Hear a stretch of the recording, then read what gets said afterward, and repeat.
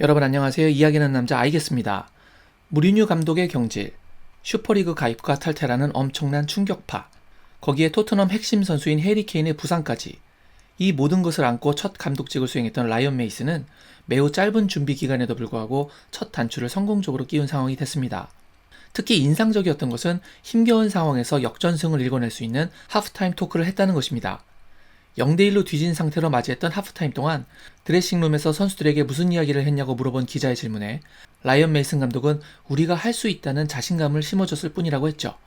무리뉴 감독 경질 후 불과 며칠 만에 치르는 경기에서 자신이 생각한 전술을 선수들에게 완벽하게 스며들게 한다는 건 사실상 불가능에 가깝죠. 그래서 하프타임 동안 전술적인 부분보다는 선수단에게 정신적 동기부여와 에너지를 불어넣어주는 선택을 한 것 같습니다. 개인적으로 아주 적절한 판단이었다고 생각이 되네요. 하지만 주말에 있을 카라바오컵 결승전의 상대는 맨시티입니다. 최근 약간의 부침을 겪고 있기도 하지만 상대가 최강팀이고 결승전이라는 무대가 주는 압박감도 있죠. 그렇기 때문에 토트넘도 남은 시간 동안 최대한 체력에 무리가 가지 않는 선에서 자신들이 할 수 있는 팀 전술에 관련된 연습이나 또는 비디오 분석을 통한 시뮬레이션을 하지 않으면 안 됩니다. 그중 오늘 이 영상에서 다뤄볼 이야기는 만약 해리 케인이 결국 결승전에 출전하지 못하고 오늘과 같은 라인업으로 경기를 치르게 됐을 때 손흥민과 루카스 모우라의 공격 작업 시 약간의 교통 정리가 필요하다는 것입니다. 그럼 시작하겠습니다. 냉정한 승부의 세계에서 팀 간 출전 불가 선수로 인한 유불리를 이야기해보자면 토트넘에서는 케인의 출전이 불투명하다는 것이 불리한 상황이지만 반대로 상대 맨시티는 케빈 데브라이너의 출장이 명확하지 않다는 사실입니다. 거기에 더해 주전 센터백 존 스톤스가 프리미어리그 아스톤빌라전에서 다이렉트 퇴장을 받아 카라바오컵 결승전에서도 나설 수 없게 됐다는 것이죠. 이렇게 되면 아무래도 후뱅 디아스와 존 스톤스의 수비 라인과 비교했을 때에는 상대적으로 좀 헐거워진 중앙 수비진이 될 가능성이 높아질 것입니다. 그렇다면 토트넘은 보다 이 부분을 공략해야 하는 상황인데 문제는 해리 케인이 빠진 상태에서 중앙 공격수로 나선 루카스 모우라와 왼쪽 측면 공격수로 나섰던 손흥민 선수가 결정적인 장면에서 동선과 위치가 겹쳤던 것이 여러 번 있었다는 것입니다. 우선 그 장면들을 짚어보겠습니다. 처음으로 볼 장면은 가레스 베일의 첫 골이 터지기 바로 직전 상황입니다. 은돈벨레가 손흥민 선수에게 패스를 하려고 하는데요. 보시는 것처럼 손흥민 선수와 루카스 모우라가 완전히 붙어 있습니다. 축구는 공간을 점유하는 스포츠입니다.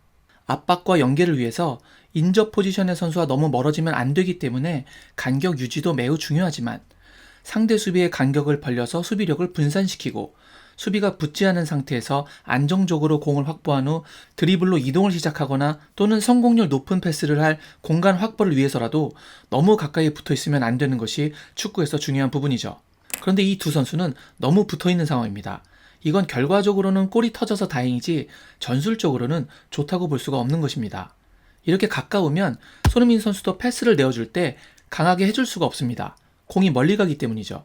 그래서 약하고 느린 패스가 바로 옆 동료에게 이어지면 주변에 밀집되어 있던 상대 수비들이 빨리 그쪽으로 달라붙을 수가 있습니다. 그래서 루카스의 슈팅이 막히게 되죠. 하지만 다행스럽게도 그 막혔던 공이 베일에게로 가서 골이 될 수 있었습니다. 이번에는 VAR로 손흥민 선수의 득점이 취소됐던 상황입니다. 두 선수가 또 이렇게 붙어 있습니다. 만약 루카스와 손흥민이 이렇게 일자 라인으로 서 있지 않았다면 골키퍼 시야 방해 인정으로 인한 옵사이드 골 취소가 안 나왔을 수도 있었던 상황이었습니다. 이 역시 둘이 너무 가까이 있는 것이 문제가 된 상황이었습니다. 세 번째 상황 역시 베일이 우측에서 올려진 공을 두 선수가 너무 가까웠기에 공격 시도가 실패로 돌아갔던 장면입니다. 넘어오는 크로스를 손흥민 선수가 다이렉트 슈팅을 가져가려고 예비 동작에 들어갑니다. 그런데 루카스도 자신이 있던 위치 근방으로 공이 오다 보니 다소 무리한 자세로 앞에서 헤더 잘라먹게 들어갑니다. 슛을 가져가려고 했던 손흥민 선수가 많이 아쉬워했습니다.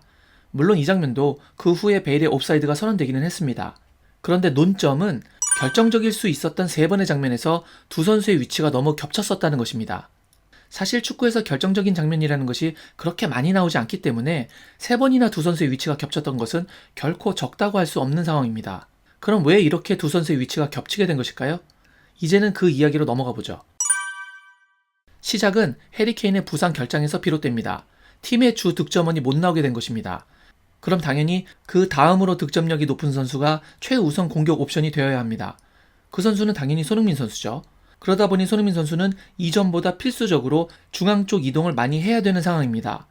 보시는 왼쪽 히트맵은 토트넘이 크리스탈 팰리스를 상대로 대승을 했을 당시 공격 라인에 케인, 손흥민, 루카스, 베일이 출전했을 때의 손흥민 선수 히트맵이고, 오른쪽은 케인이 없었던 이번 사우스햄튼전의 손흥민 선수 히트맵입니다.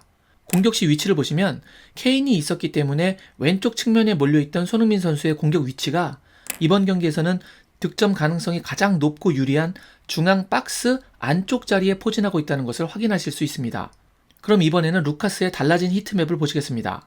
왼쪽이 팰리스전이고 오른쪽이 세인트전인데요. 팰리스전에서는 해리 케인이 있었기 때문에 전방까지 올라오지 않고 중앙에서 많은 활동을 해준 것이 보입니다.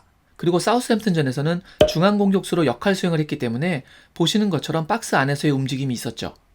여기서 차이가 보입니다. 손흥민 선수의 위치와 루카스의 위치가 종쪽으로 겹칩니다. 득점을 해야 하는 이 두 선수가 이렇게 종쪽으로 겹치는 위치에 있는 것은 공격 시 다소 비효율적입니다. 옵사이드에 걸릴 가능성도 서로 간에 높아지고 슈팅 시야 방해, 상대 수비의 수비 밀집도 향상 등 좋은 공격 전술이라고 보긴 힘듭니다. 최상의 배치는 두 선수의 공격 작업 위치가 종쪽으로 겹치는 것이 아니라 횡쪽으로 겹치는 것입니다. 양쪽으로 어느 정도 벌린 상태에서 같은 라인 위치에 있어야 상대 수비를 넓게 분산시킬 수 있고 옵사이드 라인을 깨트리는 공격 작업이 효율적으로 가능해집니다. 이 팰리스전 경기에서 해리 케인과 손흥민 두 선수의 히트맵입니다. 이 두 선수가 종쪽으로는 겹치지 않고 이렇게 횡쪽으로 겹치고 있습니다. 이렇듯 서로 자기 위치를 잘 파악하고 움직이기 때문에 손케 라인의 공격이 무서운 것이죠. 그리고 손흥민 선수가 이렇게 왼쪽에서 수비를 흔들어주고 끌어주니 중앙에 있는 케인이 득점하기 더 수월해지는 것입니다. 제 생각으로는 라이언 메이슨 감독이 손흥민과 루카스의 공격 시 교통 정리를 빨리 해주는 것이 중요해 보입니다. 예를 들어 손흥민 선수가 이렇게 중앙에서 위치하는 상황이라면 루카스가 좀 더 바깥쪽으로 빠지면서 침투하는 역할 같은 건 말이죠. 손흥민과 케인이 이렇게 교차해주는 플레이를 많이 보여줍니다. 크리스탈 팰리스전에서는 손흥민 선수가 수비들을 한쪽으로 끌고 가주자 앞쪽의 공간이 열렸고 그때 케인이 슈팅을 하며 득점을 했었습니다. 셰필드전에서는 해리 케인이 드리블을 하는 순간에 손흥민 선수는 상대 수비를 교란하는 교차 움직임을 가져가 마찬가지로 케인이 득점하게 하는데 기여하기도 했었죠. 어떤 전술을 선택할지는 라이언 메이슨이 결정하겠지만 부디 카라바오컵 결승전에서는 두 선수의 동선이 겹쳐서 결정적인 찬스가 무산되는 장면이 나오지 않길 바랍니다. 이번 기회에는 반드시 손흥민 선수가 환한 미소와 함께 우승 트로피를 들어올리는 모습을 역사의 한 페이지에 남겨놓고 싶습니다. 제가 오늘 준비한 영상은 여기까지였습니다. 오늘 영상이 마음에 드셨다면 구독과 좋아요 부탁드리겠습니다. 그럼 저는 결승전 때 뵙겠습니다. 여러분들 건강하세요. 역시 I guess.